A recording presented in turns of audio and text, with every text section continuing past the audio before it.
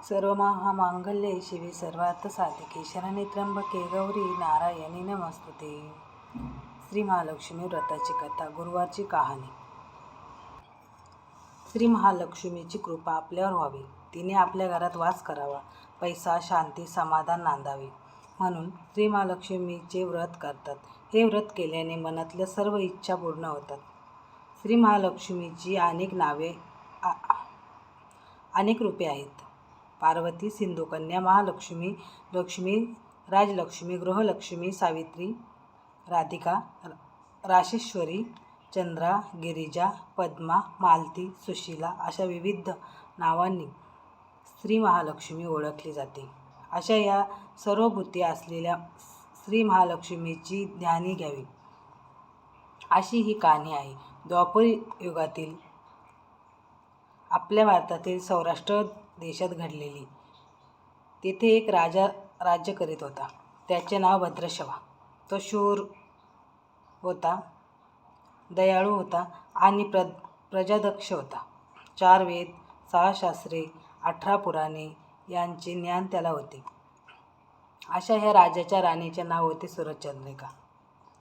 राणी रूपाने सुंदर होती, सुलक्षणी होती आणि पतिनिष्ठ होती. त्यांना एकूण 8 अपत्ये होती, 7 पुत्रे आणि त्यानंतर आलेली एक कन्या. राजा राणीने कन्येचे नाव शांबाला ठेवले होते.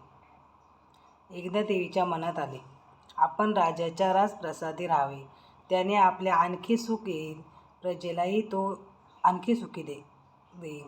गरिबांकडे राहिले तर सगळ्या संपत्तीचा तो एकटा उपयोग घेईल. म्हणून देवीने एका म्हातारीचे रूप घेतले. फाटकी वस्त्रे आधारासाठी हातात काठी घेतली आणि काठी टेकत ती राणीच्या महालाच्या दाराशी आली. तिला पाहताच एक दासी पुढे आली. तिने म्हातारीला विचारले, कोण ग बाई तू? कुठून आलीस? काय काम काढलंस? तुझं नाव काय? गाव काय? काय हवंय तुला? म्हातारीचे रूप घेतलेली श्री महालक्ष्मी म्हणाली, माझं नाव कमलाबाई, द्वारकेला राहते मी. तुझ्या राणीला भेटायला आले. कुठे आहे ती? दासी म्हणाली, राणीसाहेब महालात आहेत. त्यांना सांगायला गेले तर त्या माझ्यावरच रागवतील. तुला त्या कशा भेटतील? तुझा अवतार पाहून तुला त्या हाकलूनच देतील. तू इथे थोडा वेळ आडोशाला थांब. म्हातारीला राग आला. ती संतापून म्हणाली, तुझी राणी गेल्या जन्मी एका वैश्याची पत्नी होती. तो वैश्य फार गरीब होता. त्यावरून त्या दोघांची नेहमी भांडणे होत. नवरा तिला मारहाण करी. या त्रासाला कंटाळून एक दिवस ती घर सोडून गेली आणि जंगलात उपाशी तापाशी भटकू लागली. तिची अवस्था पाहून मला तिची दया आली. मी तिला ऐश्वर्य, सुख आणि संपत्ती देणारे श्री महालक्ष्मी व्रताची माहिती सांगितली. त्याप्रमाणे तिने ते व्रत केले. तिच्या व्रताने महालक्ष्मी प्रसन्न झाली. तिचे दारिद्र्य संपले. तिचे घर संपत्ती समृद्धीने भरले. तिच्या जीवनात आनंद भरला. लक्ष्मीव्रत केल्यामुळे मृत्यूनंतर ती दोघे पती पत्नी लक्ष्मी लोकात वैभवात राहिली. या जन्मी त्याचा जन्म राजकुळात झाला आहे. देवीच्या कृपेने ती आता राणीपदावर बसली आहे. पण लक्ष्मी व्रताचा तिला आता विसर पडला आहे. त्याचीच आठवण करून देण्यासाठी मी इथे आले आहे. म्हातारीचे बोलणे ऐकून दासीच्या मनात जिज्ञासा निर्माण झाली. म्हातारीला पाणी दिले, नमस्कार केला आणि म्हणाली, मला सांगा ते व्रत.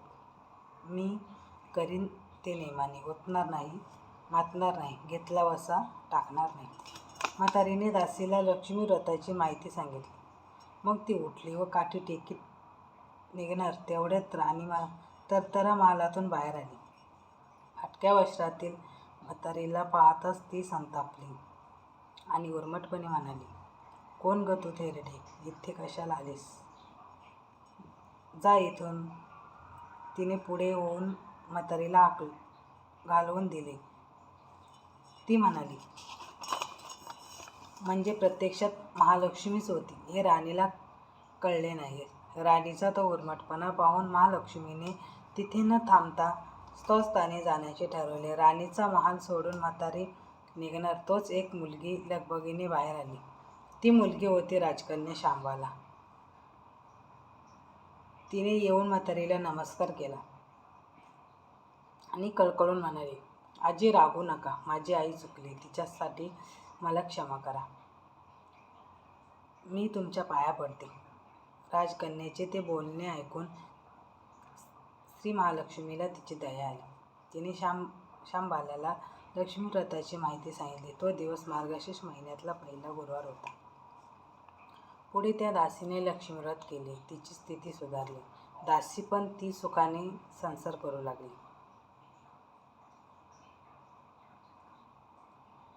राजकन्या शांबालेनेही भक्तिभावाने सांगितल्याप्रमाणे लक्ष्मी व्रत केले. सगळे नियमधर्म पाळून दर गुरुवारी तिने ते व्रत केले. शेवटच्या गुरुवारी उद्यापन केले. लवकरच शांबालेचा विवाह मालाधर नावाच्या राजपुत्राशी झाला. तिला राजवैभव मिळाले. लक्ष्मी व्रताच्या प्रभावाने तिचा संसार सुखाचा समाधानाचा चालू लागला. पण इकडे भद्रशवा व राणी चंद्रिका यांच्या हळूहळू वाईट दिवस दिसायला लागले. त्यांचे राज्य गेले. त्यांचे सगळे वैभव ऐश्वर्य गेले. चंद्रिका राणी होती ती स्थिती आता बदलली. अन्न पाण्यालाही ती महाग झाली. भद्रशवाला फार वाईट वाटे, पण तो तरी काय करणार. एक एक दिवस चिंतेने उगत होता, तसंच मावळत होता. एक दिवस भद्रशवाला वाटले मुलीकडे जावे, तिला पाहावे आणि 4-8 दिवस तिच्याकडे राहावे. त्याप्रमाणे तो जावयाच्या राज्यात आला.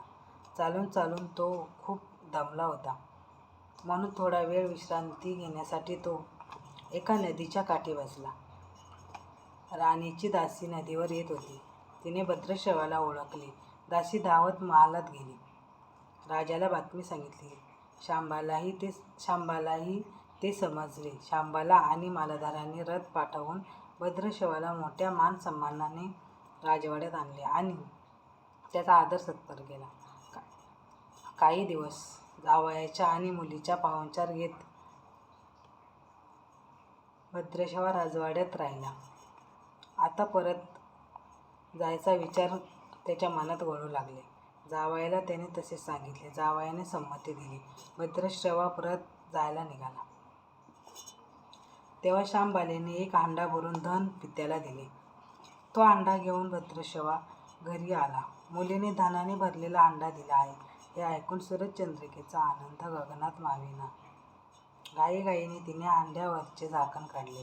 आता पाहते तर काय, हांड्यात धन नव्हतेच, होते फक्त कोळसे. महालक्ष्मीच्या अवकृपेने हांड्यातले धनाचे कोळसे झाले होते. चंद्रिकेने कपाळावरील हात मारून घेतला. भद्रशवा हा चमत्कार पाहून चकित झाला होता. दुःखाचे दिवस संपत नव्हते. दारिद्र्याचे भोग सुटत नव्हते. सूरजचंद्रिकेला एक एक दिवस काढताना जीव मेटाकुटीला येत होता. एक दिवस सूरजचंद्रिकेच्या मनातही लेकीला भेटायची इच्छा निर्माण झाली. त्याप्रमाणे ती लेकीच्या घरी जाण्यासाठी निघाली. तो दिवस मार्गशीर्ष महिन्यातला शेवटचा गुरुवार. सूरजचंद्रिका लेकीच्या घरी पोचली तेव्हा शांबाला व्रताचे उद्यापन करत होती. शांबालीने आईकडून लक्ष्मी व्रत करून घेतले. 4 दिवस मुलीकडे राहून सूरजचंद्रिका परत आपल्या गावात निघाली. लक्ष्मी व्रत केल्यामुळे काही दिवसातच त्यांना त्यांचे पूर्वीचे वैभव परत मिळाले. राजप्राप्ती झाली. पुढे काही दिवसांनी आई वडिलांना भेटण्यासाठी म्हणून शांबाला माहेरी आली. पण बाप भेटायला गेला असताना त्याने शांबालीने कोळसे भरले हांडा दिला होता, पण आपल्याला मात्र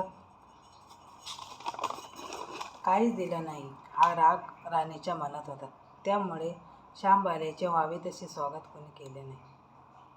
राणीने एक प्रकारे तिचा अपमानच केला होता. पण शांबालेला आईचा राग आला नाही. ती पुन्हा आपल्या घरी जाण्यासाठी निघाली. निघताना तिने पूर्वी बापाला दिलेला हांडा परत घेतला. त्यात मीठ भरले व तो हांडा घेऊन ती आपल्या सासरी आली. स्वगृही आल्यावर मालाधाराने शांबालीला विचारले, माहेराहून काय आणलंस? शांबालीने बरोबर आणलेला अंड्याकडे बोट दाखवले. मालाधाराने झाकण काढून आत पाहिले तर अंड्यात मिठाचे खडे. मालाधाराने चकित होत पत्नीला विचारले, हे काय? हे मिठाचा खडा. या मिठाचा काय उपयोग? शांबाला म्हणाली, थोडं थांबा म्हणजे कळेलच. त्या दिवशी शांबालीने कुठल्याच पदार्थात मीठ घातले नाही. सगळेच पदार्थ आळणी. मालाधार जेवायला बसल्यावर तिने त्याला सगळे पदार्थ वाढले.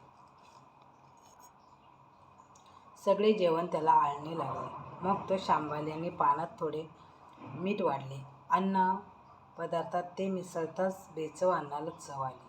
हा मिठाचा उपयोग. शांबाला पतीला म्हणाले. मालाधारालाही तिचे म्हणणे पटले. थोडक्यात जे कोणी लक्ष्मीव्रत श्रद्धेने आणि मनोभावे करतील त्यांना महालक्ष्मी प्रसन्न होऊन त्यांच्यावर तिची कृपा होईल. पण श्रीमंती आल्यावर सुद्धा माणसाने ओतू नये मातू नये. नित्यनेमाने श्री महालक्ष्मी व्रत करावे. देवीचे मनन चिंतन करावे. म्हणजे देवी सदैव तुमच्या पाठीशी उभे राहील, तुमची कामना पूर्ण करेल. महालक्ष्मीची ही कहाणी गुरुवारची सुफल संपूर्ण. ओम सर्वमङ्गलमाङ्गल्ये शिवे सर्वार्थसाधिके शरण्ये त्र्यम्बके